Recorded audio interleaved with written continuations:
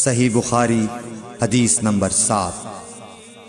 ہرقل شاہ روم نے قریش کے قافلے میں ایک آدمی بلانے کو بھیجا، اور اس وقت یہ لوگ تجارت کے لیے ملک شام گئے ہوئے تھے، اور یہ وہ زمانہ تھا جب رسول اللہ صلی اللہ علیہ وسلم نے قریش اور ابو سفیان سے ایک وقتی عہد کیا ہوا تھا۔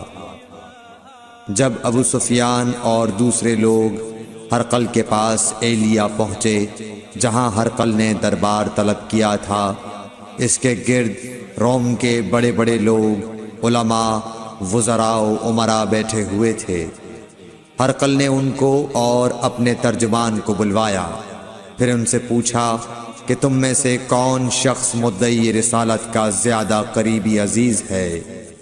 ابو سفیان کہتے ہیں کہ میں بول اٹھا کہ میں اس کا سب سے زیادہ قریبی رشتہ دار ہوں۔ یہ سن کر ہرقل نے حکم دیا کہ اس ابو سفیان کو میرے قریب لا کر بٹھاؤ اور اس کے ساتھیوں کو اس کی پیٹھ کے پیچھے بٹھا دو۔ پھر اپنے ترجمان سے کہا کہ ان لوگوں سے کہہ دو کہ میں ابو سفیان سے اس شخص یعنی محمد صلی اللہ علیہ وسلم کے حالات پوچھتا ہوں، اگر یہ مجھ سے کسی بات میں جھوٹ بول دے تو تم اس کا جھوٹ ظاہر کر دینا۔ ابو سفیان کا قول ہے کہ خدا کی قسم اگر مجھے یہ غیرت نہ آتی کہ یہ لوگ مجھ کو جھٹلائیں گے تو میں آپ صلی اللہ علیہ وسلم کی نسبت ضرور غلط گوئی سے کام لیتا۔ خیر، پہلی بات جو ہرقل نے مجھ سے پوچھی وہ یہ کہ اس شخص کا خاندان تم لوگوں میں کیسا ہے؟ میں نے کہا وہ تو بڑے اونچے عالی نسب والے ہیں۔ کہنے لگا اس سے پہلے بھی کسی نے تم لوگوں میں ایسی بات کہی تھی؟ میں نے کہا نہیں۔ کہنے لگا اچھا اس کے بڑوں میں کوئی بادشاہ ہوا ہے؟ میں نے کہا نہیں۔ پھر اس نے کہا بڑے لوگوں نے اس کی پیروی اختیار کی ہے یا کمزوروں نے؟ میں نے کہا نہیں، کمزوروں نے۔ پھر کہنے لگا اس کے تابعدار روز بڑھتے جاتے ہیں یا کوئی ساتھی پھر بھی جاتا ہے؟ میں نے کہا نہیں۔ کہنے لگا کیا اپنے اس دعوی نبوت سے پہلے کبھی کسی بھی موقع پر اس نے جھوٹ بولا ہے؟ میں نے کہا نہیں، اور اب ہماری اس سے صلح کی ایک مقررہ مدت ٹھہری ہوئی ہے، معلوم نہیں وہ اس میں کیا کرنے والا ہے۔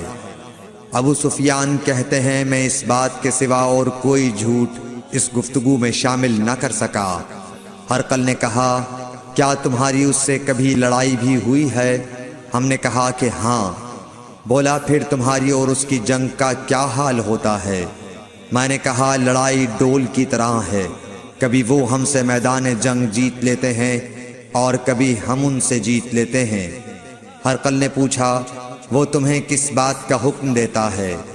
میں نے کہا وہ کہتا ہے کہ صرف ایک اللہ ہی کی عبادت کرو، اس کا کسی کو شریک نہ بناؤ، اور اپنے باپ دادا کی شرک کی باتیں چھوڑ دو، اور ہمیں نماز پڑھنے، سچ بولنے، پرہیزگاری اور صلہ رحمی کا حکم دیتا ہے۔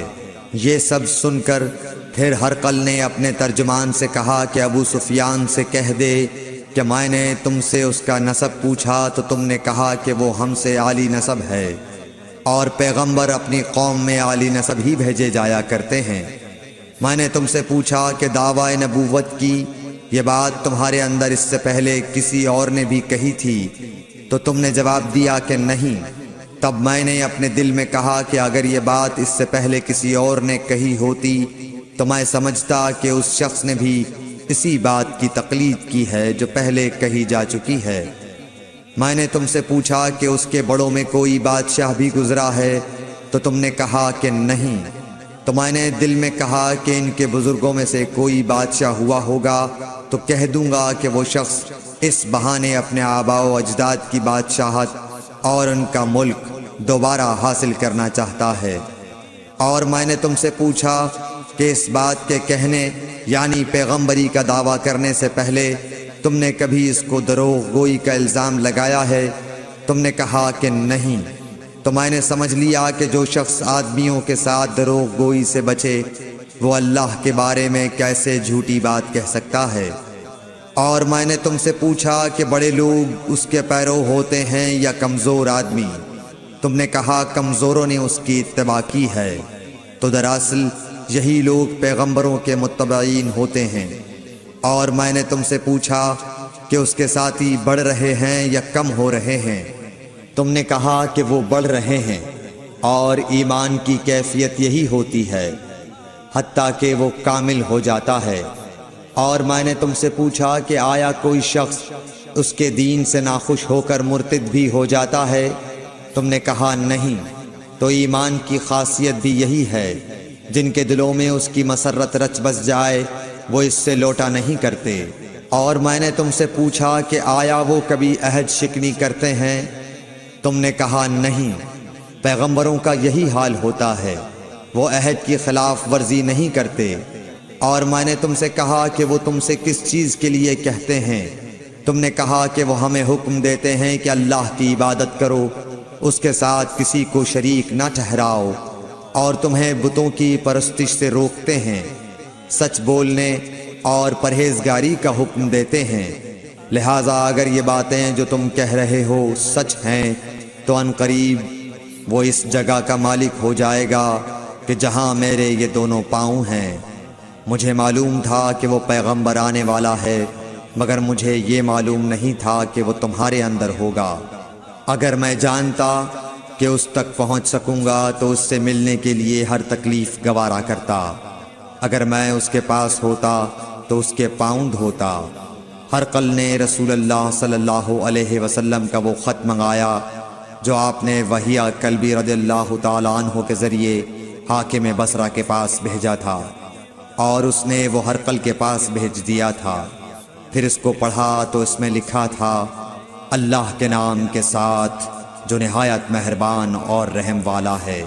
اللہ کے بندے اور اس کے پیغمبر محمد صلی اللہ علیہ وسلم کی طرف سے یہ خط ہے شاہ روم کے لیے۔ اس شخص پر سلام ہو جو ہدایت کی پیروی کرے۔ اس کے بعد میں آپ کے سامنے دعوت اسلام پیش کرتا ہوں۔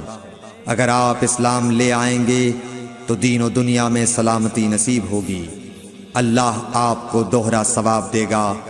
اور اگر آپ میری دعوت سے روگردانی کریں گے تو آپ کی رعایا کا گناہ بھی آپ ہی پر ہوگا۔ اور اے اہل کتاب، ایک ایسی بات پر آ جاؤ جو ہمارے اور تمہارے درمیان یکساں ہے، وہ یہ کہ ہم اللہ کے سوا کسی کی عبادت نہ کریں اور کسی کو اس کا شریک نہ ٹھہرائیں، اور نہ ہم میں سے کوئی کسی کو خدا کے سوا اپنا رب بنائے۔ پھر اگر وہ اہل کتاب اس کتاب سے منہ پھیر لیں تو مسلمانوں، تم ان سے کہہ دو کہ تم مانو یا نہ مانو، ہم ایک خدا کے اطاعت گزار ہیں۔ ابو سفیان کہتے ہیں، جب ہرقل نے جو کچھ کہنا تھا کہہ دیا اور خط پڑھ کر فارغ ہوا تو اس کے ارد گرد بہت شور و غوغا ہوا، بہت سی آوازیں اٹھیں اور ہمیں باہر نکال دیا گیا۔ تب میں نے اپنے ساتھیوں سے کہا کہ ابو کبشہ کے بیٹے حضرت صلی اللہ علیہ وسلم کا معاملہ تو بہت بڑھ گیا۔ دیکھو تو اس سے بنی اصفر روم کا بادشاہ بھی ڈرتا ہے۔ مجھے اس وقت سے اس بات کا یقین ہو گیا کہ حضور صلی اللہ علیہ وسلم ان قریب غالب ہو کر رہیں گے، حتیٰ کہ اللہ نے مجھے مسلمان کر دیا۔ راوی کا بیان ہے کہ ابن ناطور ایلیا کا حاکم ہرقل کا مصاحب اور شام کے نصارہ کا لاٹ پادری بیان کرتا تھا کہ ہرقل جب ایلیا آیا ایک دن صبح کو پریشان اٹھا تو اس کے درباریوں نے دریافت کیا کہ آج ہم آپ کی حالت بدلی ہوئی پاتے ہیں، کیا وجہ ہے؟ ابن ناطور کا بیان ہے کہ ہرقل نجومی تھا، علم نجوم میں وہ پوری مہارت رکھتا تھا۔ اس نے اپنے ہم نشینوں کو بتایا کہ میں نے آج رات ستاروں پر نظر ڈالی تو دیکھا کہ ختنہ کرنے والوں کا بادشاہ ہمارے ملک پر غالب آ گیا ہے۔ بھلا اس زمانے میں کون لوگ ختنہ کرتے ہیں؟ انہوں نے کہا کہ یہود کے سوا کوئی ختنہ نہیں کرتا، سو ان کی وجہ سے پریشان نہ ہوں۔ سلطنت کے تمام شہروں میں یہ حکم لکھ بھیجیے کہ وہاں جتنے یہودی ہوں سب قتل کر دیے جائیں۔ وہ لوگ انہی باتوں میں مشغول تھے کہ ہرقل کے پاس ایک آدمی لایا گیا جسے شاہ غسان نے بھیجا تھا۔ اس نے رسول اللہ صلی اللہ علیہ وسلم کے حالات بیان کیے۔ جب ہرقل نے سارے حالات سن لیے تو کہا کہ جا کر دیکھو وہ ختنہ کیے ہوئے ہے یا نہیں۔ انہوں نے اسے دیکھا تو بتلایا کہ وہ ختنہ کیا ہوا ہے۔